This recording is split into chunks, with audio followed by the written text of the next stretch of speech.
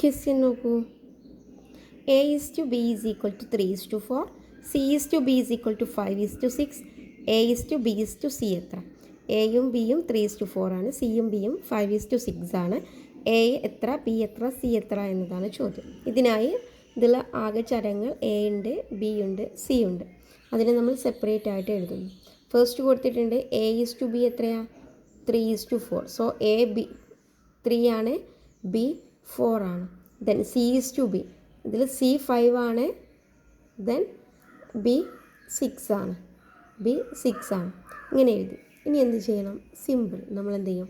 Cross ചെയ്യും. അതായത് A എന്ന് പറഞ്ഞാൽ 3x6 ആണ്. Cross 3x6. ഇതിൻ്റെ തൊട്ട് വലതുവശത്തുള്ള താഴെയുള്ളതിനെ, ഇതിൻ്റെ തൊട്ട് വലതുവശത്ത് 4 ആണ്, അതിൻ്റെ താഴെയുള്ളതിനെ കൊണ്ട് മൾട്ടിപ്ലൈ ചെയ്യുക. 3 × 6 18 ദെൻ ബി കാണാൻ ബിയുടെ നേരെ താഴെയുള്ള രണ്ടെണ്ണം മൾട്ടിപ്ലൈ ചെയ്യുക. 4 × 6 24 സി കാണാൻ 4 × 5 20.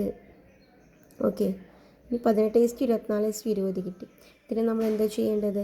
ഇതിന് ഇത് 3ലും കോമൺ ആയിട്ട് 2 ഡിവൈഡ് ചെയ്യാൻ പറ്റും അല്ലേ? അപ്പോൾ ഇതിനൊന്നും കൂടെ നമ്മൾ സിംപ്ലിഫൈ ചെയ്യുന്നു. 18 ÷ 2 9, 24 ÷ 2 12, 20 ÷ 2 10. ഇനി ഇതിനെ നമുക്ക് എന്ത് ചെയ്യാൻ പറ്റില്ല? ഷോർട്ട് ചെയ്യാൻ പറ്റില്ല. So A is to 9, B is to 12, C is to